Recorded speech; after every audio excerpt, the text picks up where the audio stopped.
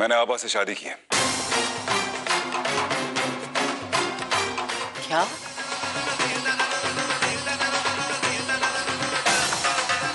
तू पागल तो नहीं हो गया? क्या कह रहा है? माँ, इससे पहले आप कुछ और समझे, मैं क्लियर कर देता हूँ।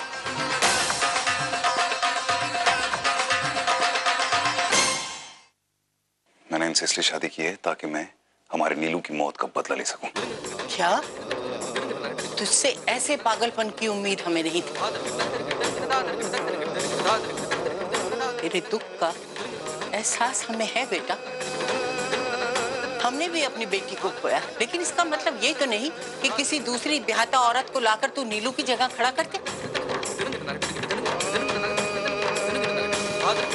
बच्चों को पता चलेगा तो उन पे क्या बीते। तेरे इस एक कदम ने नीलू का बहुत अपमान किया है वीरेन।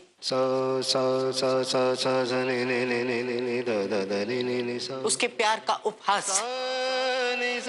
और तूने इतना बड़ा फैसला लेने से पहले हमसे एक बार पूछना भी जरूरी नहीं समझा?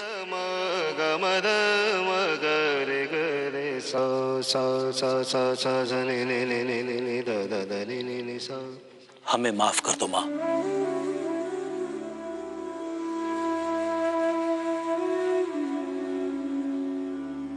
वीरेन गुस्से में पागल हो गया है।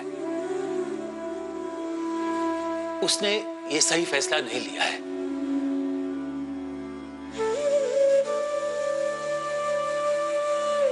तुम ही जाओ माँ।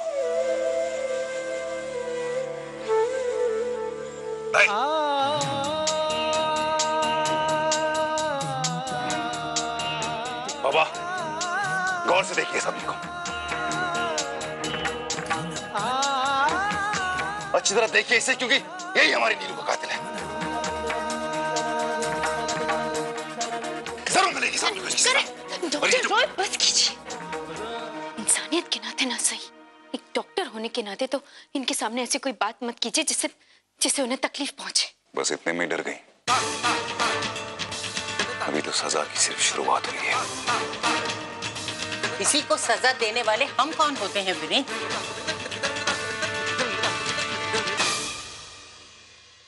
माना कि वीरेन ने ये जो कुछ किया वो गुस्से में आकर किया, लेकिन तुम एक औरत होते हुए ये फैसला कैसे कर सकी? तुमने दूसरी शादी कर ली और अपने पति को लेकर यहाँ चली आई।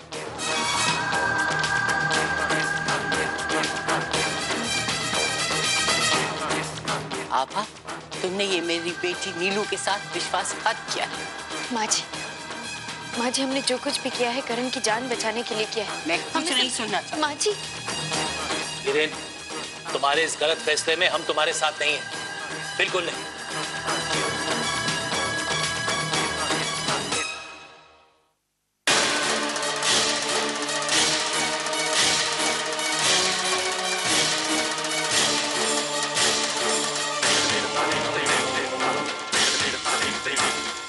कोई मेरे साथ हो ना हो, लेकिन मैं अपनी नीलू की मौत का बदला जरूर लूंगा।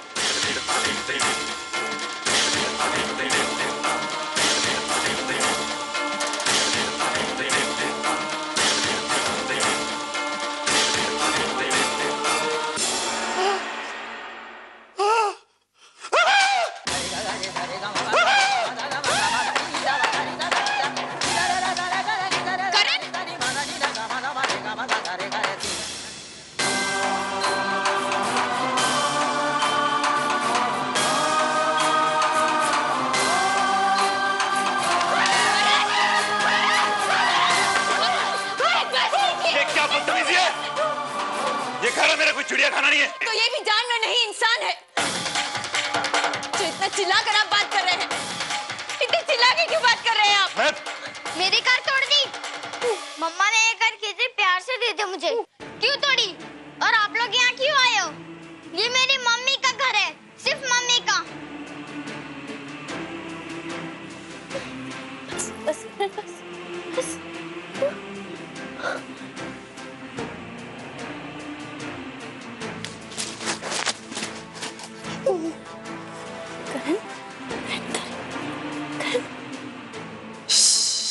घर के सारे नौकर काम छोड़कर चले गए हैं। इस घर के सारे पुरुष तो मर गए, तो अब उन्हें लगता है कि इस घर में पैसा आने से तो कौन देगा उनकी पगार।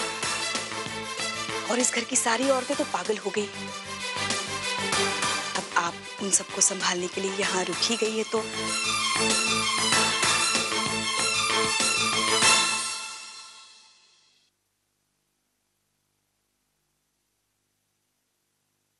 लीजिए।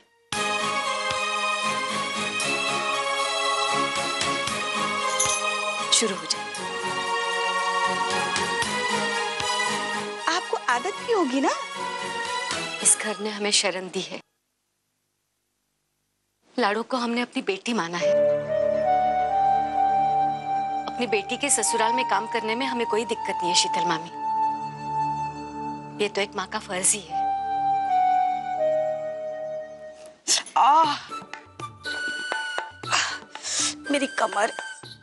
मेरी कमर जकड़ गई है, वरना मैं काम में जरूर हाथ बटाती।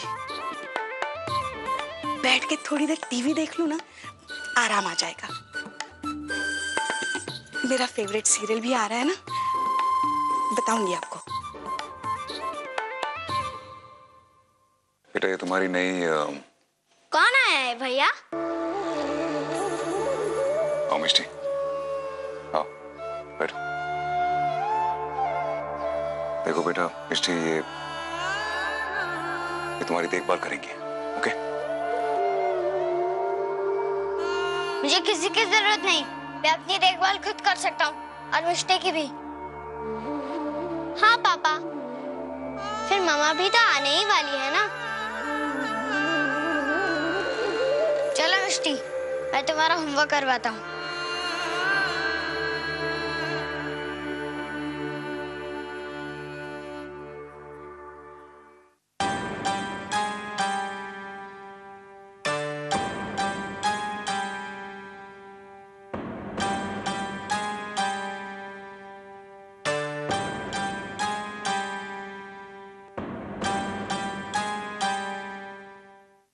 मिष्टी अभी भी अपनी माँ को ढूंढती है। मयंक अपनी माँ के सिवा और किसी की बात नहीं सुनता। देखता हूं तुम इस घर में नीलू की कमी कैसे पूरी करती हो।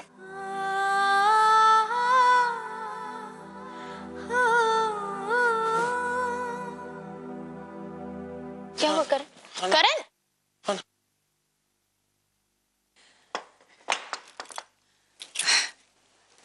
राजे, बेटा बहू को आने में देर हो जाएगी, चल खाना खा ले।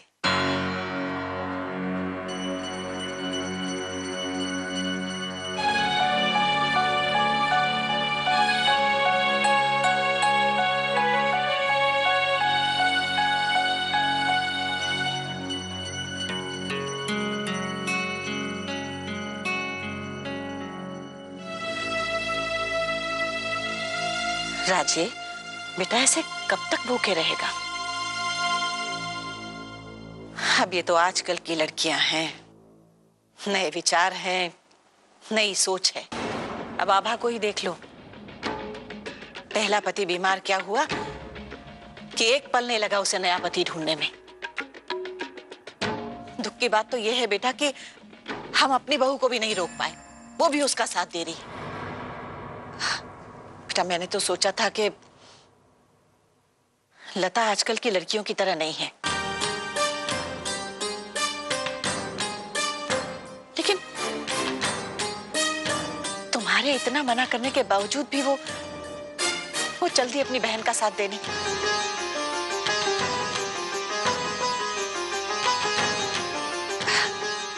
खैर छोड़ो बेटा, हो गई सो गई, लेकिन तुम तो खाना खा लो। देखो बेटा, तुम अच्छी तरह से जानते हो कि तुम खाना नहीं खाओगे तो मैं भी नहीं खाऊंगी। चलो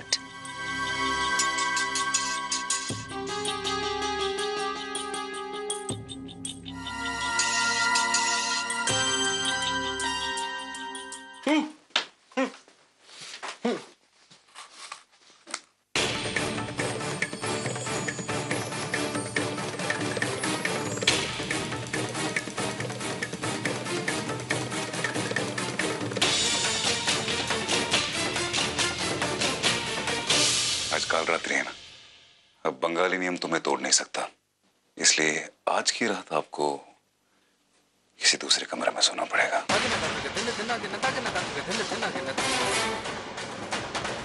24 घंटे की बात है, उसके बाद तो आप इसी कमरे में रहेंगी मेरे साथ।